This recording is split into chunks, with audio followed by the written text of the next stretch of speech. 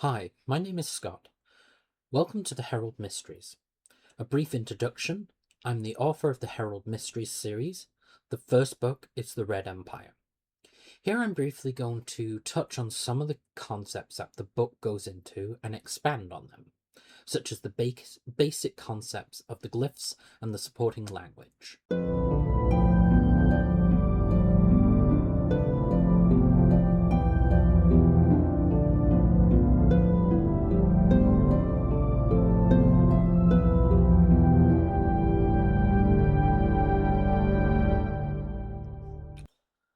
The glyphs play a role within the mythos of the Herald Mysteries, adding multi-layered symbolism.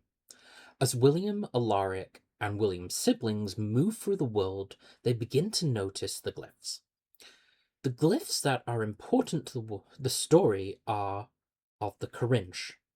The Quorinsh's earliest origins stem from the cult of Astara, which eventually splinter, and the resurrectionist faction merge with two of the cults to form the Quorinsh. Largely, not much is known about the Quorinsh.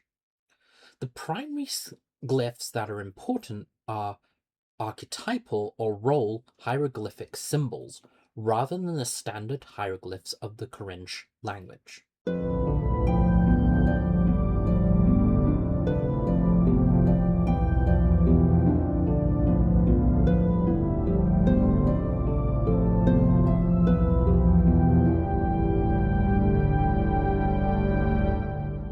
I'm going to explore some of the words within the Quorinsh language.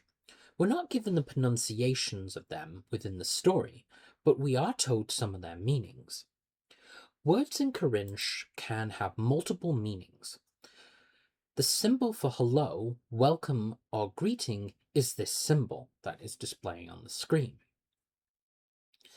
The symbol for a name, what something is called, or a designation, is this symbol that is displaying. The symbol for the speaker or belonging to the speaker, a first person, me or my, is this symbol. As expressed, the glyphs can have multiple meanings. Take a simple sentence, which is displaying on your screen. This can have multiple meanings. Hello, greetings, welcome, name, call, designation, speaker, belonging to speaker, me or my. So, some extrapolation or interpretation of the Quorinsh language is required.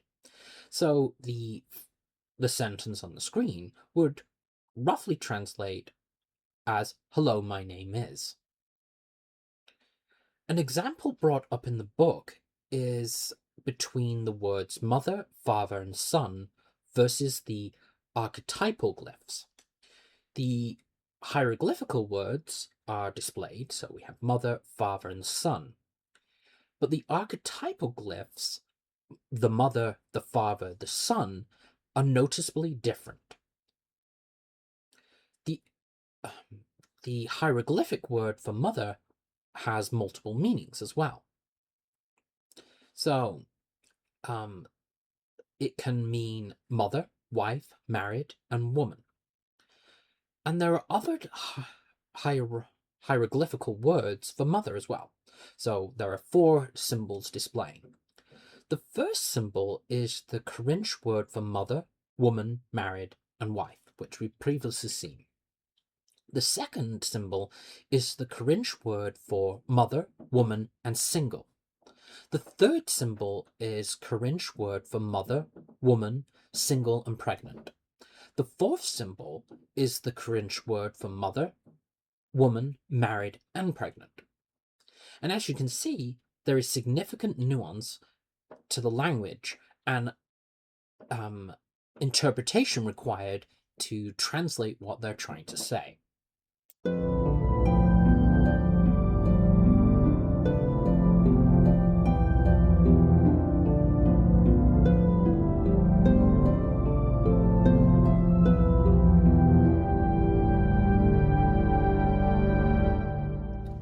Let's move on to some of the important glyphs.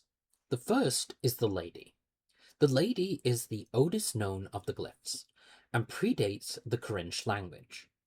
She is associated with the cult of Astara. Not much is known about her and them, but she is at least hundreds of thousands of years old. The book informs us that her symbol's first recorded use predates or dates to 275,000 years before the creation of the Promised Stare. Now, the Promised Stare was an organization that, on the face of it, was designed to help people, but it was investigated by William's father, James, and the Brotherhood of the Light, who accused it of committing great evil. The Promised Stare is eventually disbanded. Now, that brings me to the next glyph, the Benefactor. The Benefactor is a powerful force that rose and is feared by all. Little is known about her emergence, but she is known to have extensively worked to advance the cause of the Ascendancy Child. She appeared in early Promistaran history and was believed to have been a member of the Keshra, before that group merged into what eventually became known as the Brotherhood of the Ascendancy. The Brotherhood of the Ascendancy became highly respected, though a reclusive organization. Her membership is highly disputed, but cannot be confirmed due to the secretive nature of the organization. According to later traditions, the benefactor became the mother, and the mother became the enemy of the father, who was known before that as the dissenter. Now this brings me on to the next important glyph, which is the mother, which is one of the three latest or newest symbols: the mother, the father, and the son. The first known appearance of this glyph is in the year 235 of the 19th meganium of the 135th era of the 250th epoch. Much of the work of the mother is secret, but is expressively linked with the benefactor. The next symbol is the shade, who is the sister of the benefactor and works in the shadows. It's believed her work takes her into the dark places of cosmology. And again, not much is known about what she does. The next glyph is the Lord of the Nine, or the Nine Lord. His name is actually referenced within the book, and he's known to be the leader of 9 secret organizations.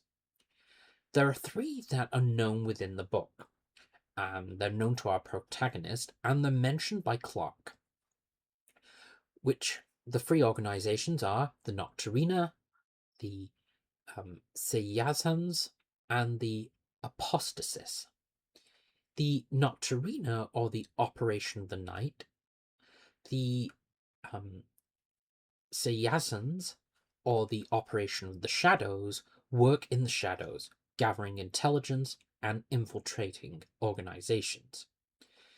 The Apostasis, or the Operation of the Mission, they're considered to be the mission bearers, though the work they do is highly secretive, and Clark in the story doesn't know much about them. Now that brings me into the next glyph, which is the Night. Also known as the Operation of the Night Ones, or the Nocturina, they are the secret organization discovered by William. How long they've been in operation is unknown, but William ties them to the Tagroth Project, the Umar Project, and the alliance with Adriana. The Red Empire focuses on the 2 projects and the alliance. So I won't go into them much here, but they are the primary organization that we encounter in the book, and they're the primary antagonist, if you will. It is briefly mentioned that there is a potential another name for the Operation of the Night, which is a defunct organization known as Nasand a ni a shab, which Clark states acted with the similar modus operandi as the Operation of the Night, and were forced to close by the Brotherhood of the Light. They were exposed by them. And that brings me on to the next glyph. The next glyph is the sun, and it's one of the newest symbols, which is the earliest appearance of this glyph is in the year 235, similar to the mother. Not much is known about the sun, except that he took up resistance against the mother. Though it is claimed he is not as powerful as her, yet he is feared by the mother and the Lord of the Nine. The next glyph that I will consider in together is the dissenter and the father. It is unknown who the dissenter was, but we do know he was someone who worked to resist the benefactor and her work. It is believed that the benefactor tricked the dissenter. She became close to him, and though he didn't know she was the benefactor, and together they became the mother and the father to the son. The father symbol only exists for a very short period of time and then disappears. This has led to those that study the Quorinsh glyphs to assume that he is dead. The dissenter was known to be an ally of the Brotherhood of the Light, and as previously mentioned, he did a lot of work to resist the benefactor. The next glyph is the Ascendancy Child.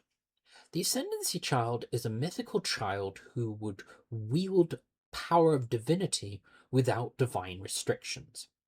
Now, I will discuss this in a later video, discussing the divine nature of the Herald Mysteries mythology. But the Ascendancy Child is an important figure, and it's the mission of the Operation of the Night to bring about the Ascendancy Child. The Tagroth Project, the Ummer Project, and the alliance or deal with Adriana were amongst the activities that were designed to work towards the mission of the Ascendancy. This brings an end to the video. I hope you found it interesting. You can find more information on Patreon and X, and you can find the book on Amazon, Kindle, and Kindle Unlimited. You can also find some videos on YouTube on my channel that relates to these subjects and the wider work. Thank you.